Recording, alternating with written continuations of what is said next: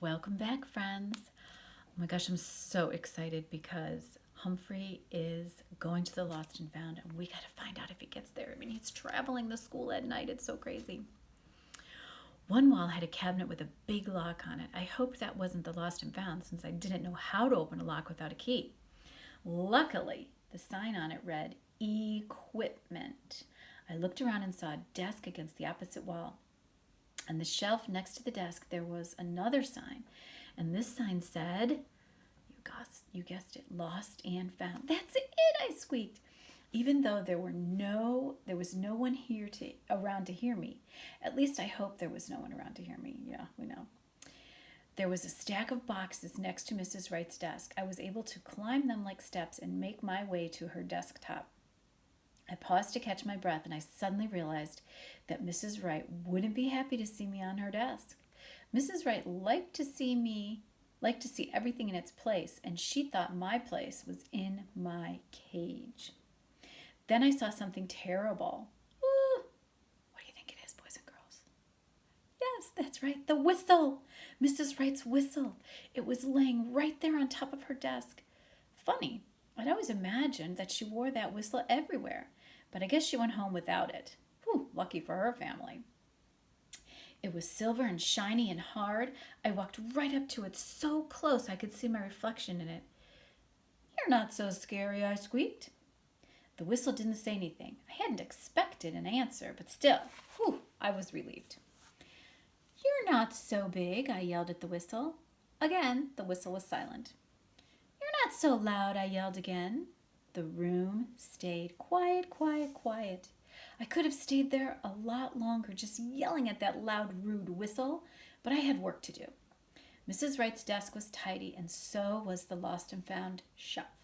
As neat as it was, I thought about the creepy things Thomas said he'd seen, so I decided to check it out from the desk first. I didn't see anything like a snake or a severed hand, or even anything large like a tuba that Aldo had mentioned. What I did see were large plastic bins labeled clothing, notebooks, pens and pencils, books, lunchboxes, jewelry, and other. Jewelry? Phoebe's watch could be in that bin. I was able to hop directly from the desk to the Lost and Found shelf. As I hurried toward the jewelry bin, I could see through the little holes in the other boxes I passed. In the clothing bin, I saw a sweater with the blue polka dots, one striped sock, a green mitten, a pink backpack, a single red sneaker. Who loses one shoe? The next bin held dozens of pens and pencils and notebooks, a dictionary, and a book of music. Then there was a bin filled with plastic lunchboxes and a thermos. That sounds like the Lander Lost and Found. I finally reached the bin marked jewelry and stopped to peer inside. Oh. There were chains of gold and silver sparkly rings and those things girls wear in their hair, big, bright, shiny things. But I was only looking for one thing, Phoebe's watch. I needed to take a closer look. I scrambled up the side of the bin, clinging to the edges of the holes. When I got to the top, I crossed my paws, held my breath, and dived right in. I landed with a clatter, clatter, clatter, and began to make my way through a sea of jewelry. It wasn't easy because the items kept shifting beneath my toes. I poked around with my paws and carefully began to dig through the tangle of rings, bracelets, and necklaces. If only their owners had thought to check the Lost and Found. Then I spied something round that had numbers on it in a circle. Yep, that was a watch, all right. I liked the red band and the stars in between the numbers. I flipped it over. There was no name on it except Timewell, which I think was the name of the company that made the watch. At least I didn't know of any students at Longfellow School named Timewell. It was a very nice watch, but it didn't fit Phoebe's description. After some more poking, I found another round clock face. I tugged it out of the pile. It had a gold band in the center. Of the clock face was a smiling yellow flower. There was no name on it at all. I heard Phoebe's voice in my mind. My daisy watch, she called it. Even Kelsey had called it your daisy watch. Well, a daisy is a yellow flower. That had to be Phoebe's watch. To humans, I'm sure a child's watch doesn't seem too big, but it looked huge, huge, huge to me. I tried using my teeth to drag it an inch or two, but I soon realized that if I dragged it all the way back to the classroom, it would probably be scratched and dented. I might get a little scratched and dented myself. So I stopped and looked at the watch. The band was a stretchy circle and it wasn't very big. I put my front paws into the center of the circle and lifted one side over the back of my head. The band just fit around my middle. I took a few steps and was relieved that the watch didn't fall off.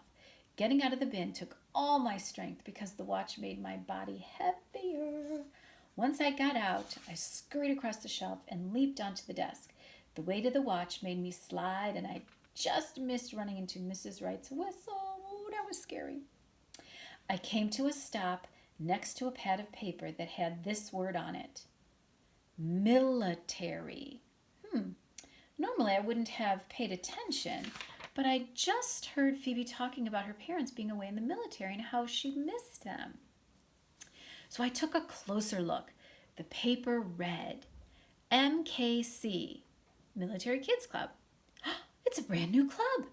If you are a student with a parent in the military, join us for weekly fun outings, tasty treats, thoughtful discussion groups, and a chance to make friends with kids who are just like you. There was a telephone number to call at the bottom. The Military Kids Club sounded perfect for Phoebe. She needed fun outings, and if she had friends to talk to who were going through the same thing she was, maybe she would be able to relax. Maybe she wouldn't be so forgetful. And everyone, even me, loves tasty treats. But how could I get the information to Phoebe? I certainly couldn't carry a whole pad of paper back to room 26. Gently, I took the bottom edge of the top paper and tugged. It tore off the pad, and I could see that there were identical notes beneath it. So with the note for Phoebe in my teeth and her watch around my body, it's a pretty big belt, I started down the stair-step boxes, but whoa, the heavy watch made me feel all wobbly, and I had to slow down. I landed hard on the floor and made my way to the door. I'd forgotten how small the space was under the door. With the watch around my middle, I couldn't fit, so I wiggled my way out of the watch and pushed it under the door. I squeezed through the gap next. Once I was on the other side, I put the watch back on. The trip back from the Lost and Found took twice as long as the trip to the Lost and Found, and the watch felt heavier and heavier with every step. When I got back to room 26, I had to push the watch under the door again. By the time I finally slid under the door to room 26, I was already getting light outside. Ooh, he was gone all night. I found it, Og, I squeaked. Of course, as soon as I opened my mouth, the paper fell out, but I managed to grab it with my teeth again. Boing, boing, boing, boing, Og replied. He must have been awfully worried about me while I was gone. There was no time to waste, and I was exhausted. But I still had to make sure Phoebe got the watch. Boing, boing, Og warned. I looked up at the clock. School would soon start, and I didn't want to be caught outside of my cage. It would take a long time to climb all the way to Phoebe's table, leave the watch, and get back down again. I made a quick decision and headed to our table by the window. There was the blinds cord. Swinging myself back up to the table is always tricky, but with Phoebe's watch, which now seemed to weigh a ton, and the paper in my mouth, I knew it would be harder than ever. What I didn't expect was that the weight of the watch would make me swing faster than usual. It was a wild ride, and my tummy felt queasy and uneasy. Whew! I leaped onto the tabletop and slid fast, fast, fast, past Og's tank and right up to the door. I wiggled my way out of the watch and left it on top of the MKC paper right in front of my cage. I got the watch, Og, I said. I'll tell you more later. Then I darted inside, pulled the door behind me, and ran into my sleeping hut. In seconds, I was fast asleep. And here's Humphrey's detectionary. Surprisingly, while you're solving one mystery, like where to find a watch, you might find a solution to another mystery, like how to help a friend. Think how you can help a friend, boys and girls. All right, see you later.